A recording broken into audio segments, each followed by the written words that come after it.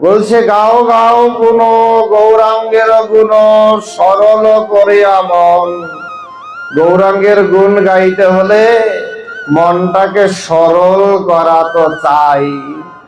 মনের মধ্যে যদি কুটিলতা থাকে, হিংসা বিদ্বেষ অহংকার থাকে, আর যতই নিরামিষ খাই, যত কোটি কোটি মালাই জপ করে না কেন, ভগবান কৃপা করতে পারেন না। এজন্য মহাপ্রভু বলছে চিতদর্পণমার্দনাম নবমাধবাগ্নি নির্বাপনাম শ্রেয়কৈরব চণ্ডিকা বিতরণাম আনন্দম প্রতিবর্ধনম। আগে হৃদয়টা পরিষ্কার করে আসো, ভগবান তোমা। যার হৃদয় পরিষ্কার তার এত সাধন ভজন লাগে না, ভগবান এমনি আসে, এমনিতেই কৃপা করে।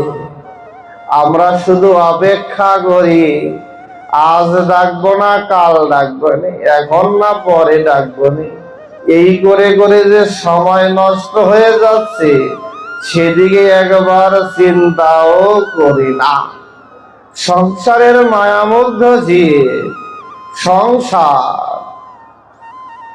সংযোগ সং মানে সাজা, সার বস্তু কিছুই নাই।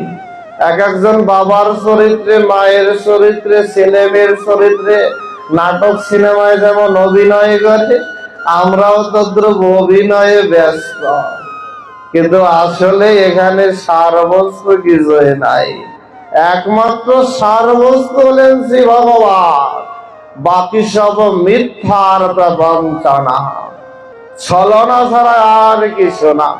সব বুঝি কিন্তু আসল জিনিস তো বুঝি না। বলছে গাও গাও গুণ গৌরাঙ্গের গুণ সরল করিয়া মন। গৌরাঙ্গের গুণ গাইতে হলে মনটাকে সরল করা তো চাই।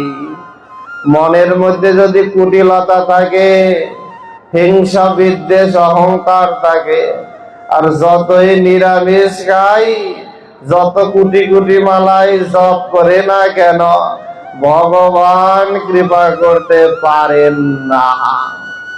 এজন্য মহাপ্রভু বলছে চিতদর্পণমার্দনাম নবমাধবাগ্নি নির্বাপনাম শ্রেয়কৈরব চণ্ডিকা বিতরণাম আনন্দম প্রতিবর্ধনম।